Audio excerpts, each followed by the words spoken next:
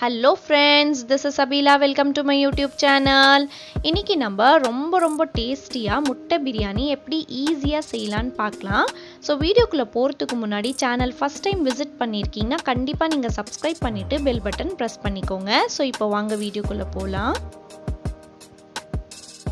நான் rice basmati rice எடுத்திருக்கேன். இந்த கிளாஸ்ல தான் நான் மெஷர்மென்ட் எடுத்திருக்கேன்.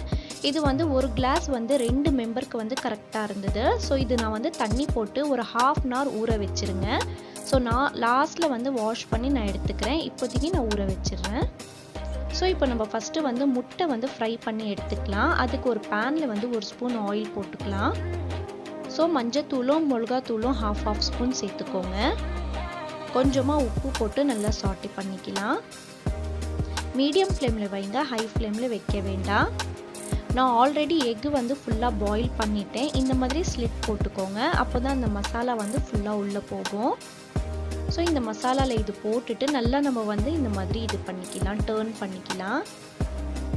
நிறைய நீங்கள் மிக்ஸ் பண்ணிங்கன்னா இது உடஞ்சிரும். ஸோ கொஞ்சம் பார்த்து சாஃப்டாக ஹேண்டில் பண்ணுங்கள்.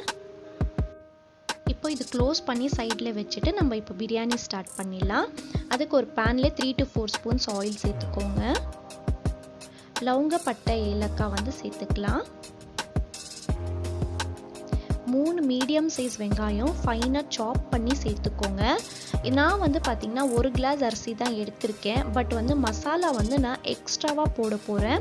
½ kgக்கு எந்த அளவுக்கு நீங்கள் போடுவீங்களோ அந்த அளவுக்கு போடுங்க. எதுனாலனா இதில் நம்ம மீட் சேர்க்க போகிறது கிடையாது. அதனால மசாலாவும் கொஞ்சம் எக்ஸ்ட்ராவாக போடுங்க.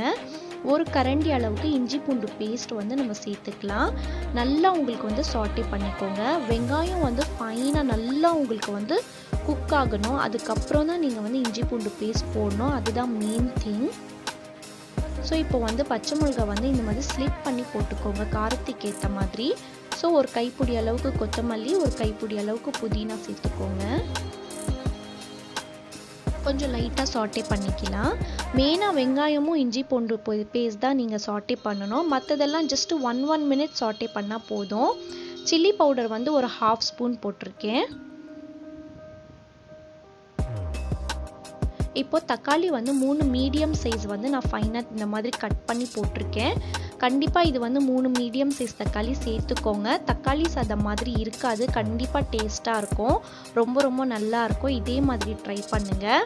இப்போ கர்ட் ஒரு 3 ஸ்பூன்ஸ் இந்த மாதிரி சேர்த்துட்டு நம்ம மிக்ஸ் பண்ணிக்கலாம். இதெல்லாம் நிறைய குக் பண்ணணுன்ட்டு இல்லை, ஜஸ்ட் ஒரு 2 minutes சாட்டே பண்ணால் மட்டும் போதும். ½ லெமன் ஜூஸ் எடுத்து இந்த மாதிரி போட்டுட்டு அதுவும் மிக்ஸ் பண்ணிக்கோங்க. லாஸ்ட்டாக உப்பு போட்டுக்கலாம். உப்பு போட்டும் நீங்கள் நல்லா சாட்டே பண்ணிக்கலாம். இப்போ இது லிட் க்ளோஸ் பண்ணிவிட்டு நம்ம ஆயில் ஃபுல்லாக பிரிஞ்சு மேலே வர வரைக்கும் நம்ம இது நல்லா இது பண்ணி எடுத்துக்கலாம், ஃப்ரை பண்ணி எடுத்துக்கலாம். ஸோ பாருங்கள், இப்போ ஃபுல்லாகவே நல்ல ஆயில் பிரிஞ்சு மேலே வந்துருச்சு. இந்த அளவுக்கு நீங்கள் குக் பண்ணணும். மசாலா எந்த அளவுக்கு குக் பண்ணுறீங்களோ பிரியாணி அந்த அளவுக்கு டேஸ்ட்டாக இருக்கும். ஸோ இப்போ நம்ம தண்ணி சேர்த்துக்கலாம். தண்ணி ஒரு கிளாஸ் அரிசி நான் எடுத்தேன். அந்த ஒரு கிளாஸ் அரிசிக்கு இந்த ஒரு கிளாஸ் தண்ணி உங்களுக்கு கரெக்டாக இருக்கும். நான் எந்த மாதிரி மெஷர்மெண்ட் போடுறேனோ அதே மாதிரி போடுங்க, கரெக்டாக இருக்கும். ஒரு கிளாஸும் இந்த லைன் தெரியுது இல்லைங்களா ஸ்மாலாக, அங்கே வரைக்கும் கொஞ்சமாக ஜஸ்ட்டு கொஞ்சமாக போட்டுக்கோங்க எக்ஸ்ட்ராவாக. ஏன்னா நம்ம மீட் எதுவுமே நம்ம சேர்க்கலை, தண்ணி எதுவுமே இல்லை. அதனால் எக்ஸ்ட்ராவாக கொஞ்சமாக தண்ணி சேர்த்துக்கோங்க. ஸோ போட்டுட்டு நம்ம மிக்ஸ் பண்ணிவிட்டு உப்பு காரம்லாம் செக் பண்ணி பார்த்து நீங்கள் உப்பு போட்டுக்கோங்க. இப்போ மெயினாக பார்த்தீங்கன்னா சிக்கன் மசாலா ஒரு ஸ்பூன் இதில் லாஸ்ட்டாக சேர்த்துக்கோங்க. சப்போஸ் நீங்கள் வெஜிடேரியனாக இருந்தீங்கன்னா நீங்கள் கரம் மசாலா இந்த ஸ்டேஜில் சேர்த்துக்கலாம். கண்டிப்பாக நீங்கள் சிக்கன் 65 மசாலா இருக்கு இல்லைங்களா, அது கண்டிப்பாக சேர்த்துக்கோங்க. ரொம்ப டேஸ்டியாக இருக்கும். இப்போ நல்லா இந்த தண்ணி ஃபுல்லாக பாயில் ஆகிடுச்சு. இப்போ அரிசி நம்ம சேர்த்துக்கலாம்.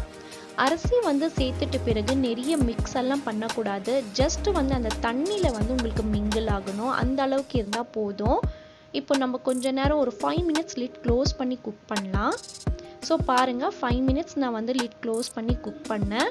ஆயில் ஃபுல்லாக பிரிஞ்சு மேலே வந்திருக்கு. அது கரெக்டாக எல்லாமே குக் ஆகிருக்குன்ட்டு அர்த்தம். இப்போ நம்ம ஃப்ரை பண்ண எக் இருக்கு இல்லைங்களா, அது வந்து சேர்த்துக்கலாம். சேர்த்துட்டு ஜஸ்ட் லைட்டாக ப்ரெஷர் போட்டு இந்த மாதிரி இது பண்ணிக்கோங்க, டிப் பண்ணிக்கோங்க உள்ள போட்டுட்டு இப்போ நம்ம லிட் க்ளோஸ் பண்ணிவிட்டு நம்ம வந்து தம் கொடுத்துடலாம். அதுக்கு வந்து இந்த மாதிரி வேஸ்ட்டாக ஒரு தவா வச்சுட்டு இதுக்கு மேலே இது வையுங்க. 5 மினிட்ஸ் ஹை ஃப்ளேமில் 15 மினிட்ஸ் சிம்மில் வச்சுருங்க. ஸோ பாருங்கள் 15 மினிட்ஸ்க்கு அப்புறம் சூப்பராக வந்திருக்கு. கண்டிப்பாக இதே டைமிங்கில் இதே மாதிரி மெத்தட்லேயே நீங்கள் ட்ரை பண்ணுங்கள். ஸோ நான் முட்டை மட்டும் தனியாக எடுத்துகிட்டு ரைஸ் மட்டும் நான் உங்களுக்கு காமிக்கிறேன் பாருங்கள். ஸோ பாருங்கள் பிரியாணி வந்து பர்ஃபெக்டாக வந்திருக்கு. கொஞ்சம் கூட உடையாமல் சேமியா மாதிரி வந்திருக்கு பாருங்கள். பர்ஃபெக்டாக வந்திருக்கு. கண்டிப்பாக இதே மாதிரி மெஷர்மெண்ட்ல இதே மாதிரி ட்ரை பண்ணுங்கள். எப்போவுமே பிளெயின் பிரியாணி வந்து செய்யணுன்னா இந்த மாதிரி நீங்கள் எக்ஸ்ட்ரா மசாலாஸ் போட்டு செஞ்சிங்கன்னா சூப்பராக இருக்கும். ஸோ இப்போ நம்ம வந்து சர்வ் பண்ணி லாஸ்ட்டில் முட்டை வந்து வச்சிடலாம். நிறைய பிரியாணி வெரைட்டிஸ் நான் போட்டிருக்கேன். டிஸ்கிரிப்ஷன் பாக்ஸ்லேயும் கொடுக்குறேன், லாஸ்ட்லேயும் கொடுக்குறேன் எண்ட் ஸ்க்ரீனில். நீங்கள் அதுவும் செக் பண்ணுங்கள். சேனல் ப்ளீஸ் சப்ஸ்கிரைப் பண்ணலைன்னா பண்ணிக்கோங்க, லைக் பண்ணலைன்னா லைக் பண்ணிக்கோங்க. ஓகே ஃப்ரெண்ட்ஸ், நான் அடுத்த வீடியோவில் பார்க்குறேன். அது வரைக்கும் stay positive, be positive and think positive. Thank you so much.